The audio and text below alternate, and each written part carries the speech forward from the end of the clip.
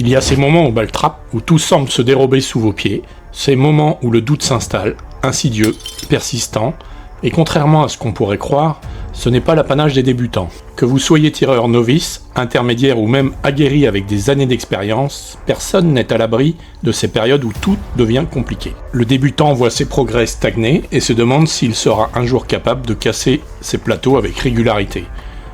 Le tireur intermédiaire, lui, connaît ces phases frustrantes où les acquis semblent s'évaporer du jour au lendemain. Et le tireur expérimenté, il peut être déstabilisé par une contre-performance qui ébranle les certitudes construites au fil des années. Donc vous l'aurez compris, aujourd'hui je vais vous parler de retour aux bases, pas comme un aveu d'échec, mais comme une stratégie intelligente pour retrouver son niveau ou pour progresser durablement. L'idée de cette vidéo est venue sur les pas de tir, bien entendu. Quelle que soit notre discipline, elle sera applicable. Parce qu'au ball trap, comme dans beaucoup de disciplines, les fondamentaux sont la clé. Ils constituent le socle sur lequel tout va se construire, et quand tout vacille, c'est vers eux qu'il faut revenir. Donc je vais donc essayer de trouver des méthodes concrètes différenciées selon les niveaux pour sortir de cette spirale d'échecs et retrouver le chemin de la réussite. Donc dans un premier temps, on va voir comment cette spirale de l'échec s'installe, quel que soit son niveau, et ensuite on va parler de méthodes pour sortir de cette spirale et retrouver de la confiance.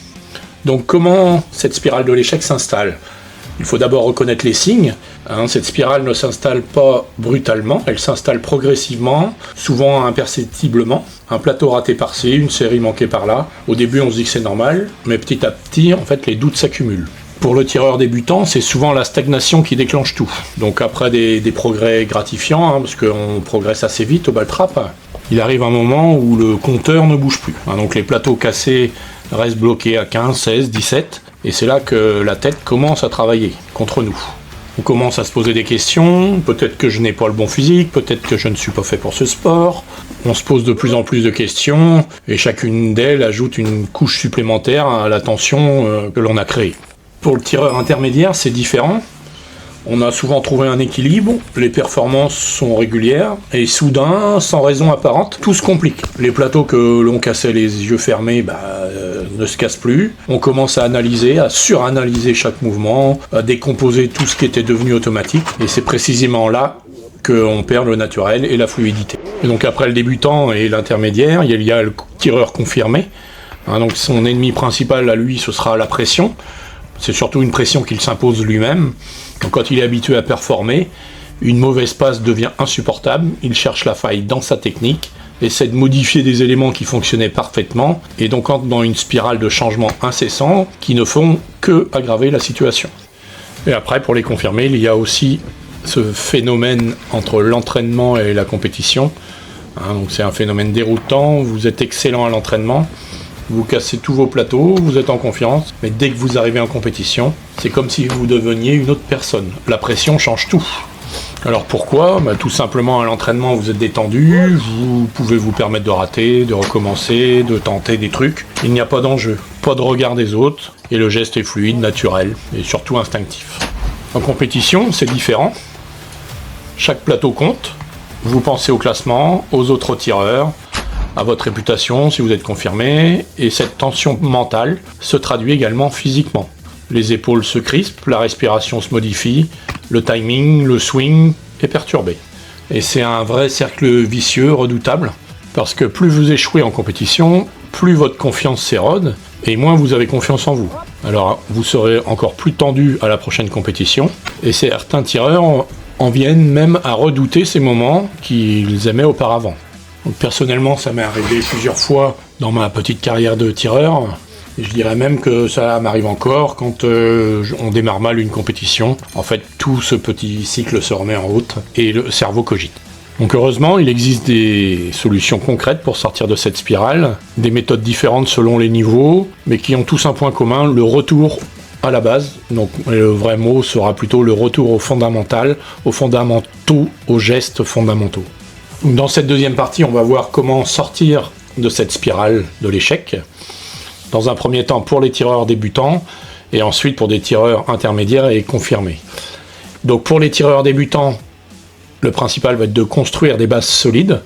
Donc Si vous êtes débutant et que vous stagnez, la première chose à comprendre est que vous n'êtes pas en échec. Vous êtes simplement arrivé à un palier qui nécessite un travail légèrement différent de ce que vous faisiez avant. Donc votre progression a été plus facile parce que vous partiez de zéro.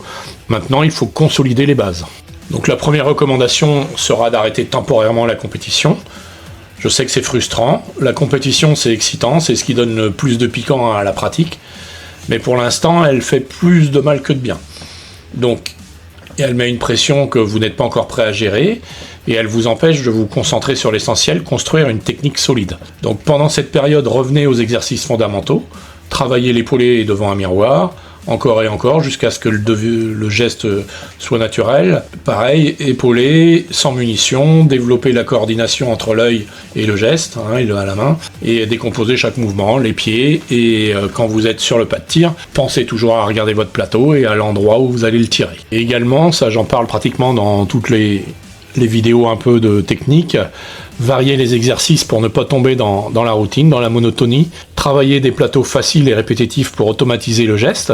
C'est pas glorieux, mais c'est efficace en fait. Une compétition se gagne aussi sur les plateaux faciles. La maîtrise vient de la répétition correcte et pas toujours de la difficulté. Et surtout, posez-vous moins de questions. C'est contre-intuitif, je sais, mais trop réfléchir est l'ennemi de la performance au ball trap. Votre cerveau conscient est trop lent pour suivre un plateau. Donc c'est au cerveau inconscient, entre guillemets, nourri par des heures de répétition et de gestuels musculaires. Faites confiance au processus, faites confiance à vos entraînements. Donc ici on était dans une rubrique un peu plutôt dédiée aux débutants, mais ces conseils sont également valables aux intermédiaires et aux compétiteurs plus aguerris.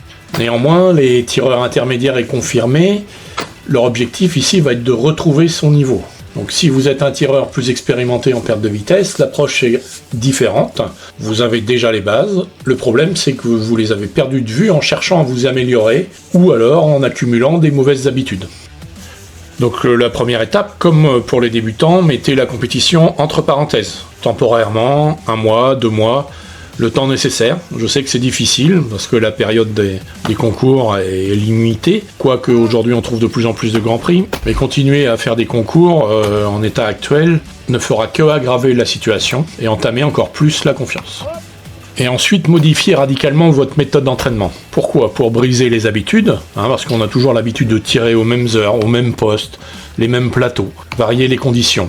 Confrontez-vous à des situations différentes.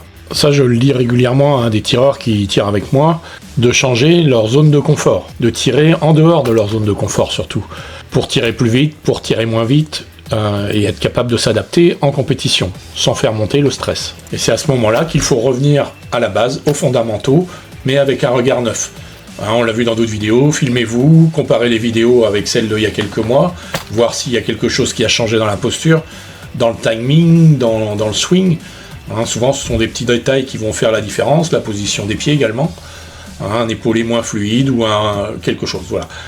Si vous ne trouvez pas la solution tout seul, demandez à un œil extérieur, un entraîneur ou un tireur plus expérimenté si vous en avez autour de vous, pour trouver le petit détail et l'ajuster. Ensuite, posez-vous moins de questions comme les débutants, vous êtes probablement en train de suranalyser, de décomposer tout ce qui devrait être fluide et instinctif, et donc retrouvez votre spontanéité. Faites-vous confiance, vous l'avez déjà fait par le passé, vous avez déjà réussi, vous en êtes capable à nouveau. Un prof de guitare me l'avait dit il y a quelques années, si tu as pu le faire un jour, tu pourras le refaire demain. Et dans ce cas, pour les tireurs expérimentés, donc la patience est essentielle. Vous ne retrouverez pas votre meilleur niveau en une semaine. Donc la reconstruction prend du temps, mais elle est possible, elle est même souvent l'occasion de revenir plus fort qu'avant. Et donc dans cette partie 3, on va voir comment éviter les moments de doute. Donc la confiance au ball trap ne se décrète pas, elle se construit. Et elle se construit sur des bases concrètes et solides. Vous ne pouvez pas dire je vais être confiant si votre technique est bancale ou si vous n'avez pas mis les heures d'entraînement nécessaires. Donc ici je vais encore revenir sur des thèmes que j'ai abordés dans d'autres vidéos. Donc être sûr de son tir, cela commence par avoir une routine solide et immuable. Et qu'avant chaque plateau, on soit sûr de ses gestes, de l'ordre, et d'avoir une routine pour créer un cadre rassurant. Elle permet au cerveau de basculer en mode automatique. Pour les détails de la routine, je vous invite à consulter la vidéo qui s'affiche ici. Et donc la routine doit être travaillée à l'entraînement, pour éviter en compétition de se disperser, d'être bien ancré et d'avoir un mental concentré sur le tir. Ensuite, la confiance vient de la qualité des entraînements également. Entraînez-vous avec intention, chaque plateau tiré doit avoir un objectif. Ne tombez pas dans la routine de tirer machinalement sans plateau, sans réfléchir. Concentrez-vous sur un aspect à la fois. Aujourd'hui, je travaille mon attaque. Demain, le suivi des plateaux, l'avance. Voilà, des choses comme ça. Cette approche progressive et structurée donc, va permettre de créer une confiance solide, tout simplement parce qu'elle est basée sur des compétences réelles et mesurables. Vous savez pourquoi vous réussissez, vous comprenez votre geste, ce que vous avez raté et ce que vous réussissez. Et c'est là justement qu'il va falloir profiter des réussites et avancer plateau après plateau. C'est une erreur courante, on se focalise sur les échecs et on minimise les réussites. Certains tireurs vont faire 23 sur 25 et au lieu de savourer les 23, ils vont ruminer les 2 ratés. C'est humain, mais en fait c'est destructeur pour la confiance. Donc apprenez à célébrer vos réussites, même petites. Vous avez réussi à casser ce plateau difficile, vous êtes content. Profitez-en, appréciez le moment et vous améliorez votre score personnel. Voilà, il faut se féliciter des réussites. Et en compétition, adoptez une approche pareille, plateau par plateau. Ne pensez pas au score. Ne calculez pas mentalement combien vous devez encore casser pour atteindre tel ou tel résultat. Focalisez-vous uniquement sur le plateau qui arrive, celui-ci, maintenant. Les autres n'existent pas encore. Un tireur m'a dit un jour, je rate mes simples parce que je suis déjà en train de penser au doublé. Donc c'est exactement ce cas de figure. Pensez plateau après plateau sans penser à ceux qui vont venir. Et si vous arrivez à appliquer cette méthode, vous verrez que c'est libérateur, cela réduit la pression et ça vous ramène à l'instant présent. Un plateau à la fois, c'est gérable. Un plateau, c'est juste notre routine habituelle que l'on répète. On ne pense pas au plateau qu'on a raté, on ne pense pas aux plateaux qui vont venir, juste le plateau qui arrive maintenant. Si jamais vous ratez le plateau, ne vous laissez pas contaminer par ce plateau. Les plateaux suivants, vous aurez fait un reset mental immédiat, vous avez le droit de rater, même les meilleurs tireurs ratent. L'important est de ne pas laisser un échec en créer d'autres en fait. C'est un nouveau plateau, c'est une nouvelle chance. Repartez sur votre routine et faites confiance à votre technique. Donc en conclusion, on peut dire que le retour aux bases n'est pas un aveu de faiblesse, c'est une démarche intelligente et courageuse, c'est accepter que parfois pour avancer, il faut faire un pas en arrière, et il faut consolider avant de reconstruire. Donc que l'on soit débutant en phase de stagnation ou tireur confirmé qui perd ses repères, les principes restent les mêmes, simplifier, revenir à la base, aux fondamentaux, réduire la pression et faire confiance au processus. Arrêtez de vous poser 1000 questions, arrêtez de chercher la solution miracle qui va tout débloquer d'un coup. Le ball trap est un sport technique qui demande de la répétition, de la patience, de la constance.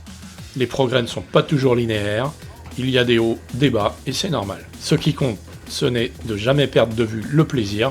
Vous avez commencé le ball trap parce que vous aimiez ça, retrouvez cette passion, cette sensation de satisfaction quand le plateau explose. Le reste suivra tout seul. Respirez, faites-vous confiance, retournez aux bases, parce que c'est par là que tout commence, et c'est là que tout se reconstruit. Merci à vous d'être restés jusqu'à la fin de cette vidéo, bon tir à tous, et merci de liker, de partager, de vous abonner si vous ne l'êtes pas encore, ça aidera toujours la chaîne. Merci et à bientôt sur les pas de tir.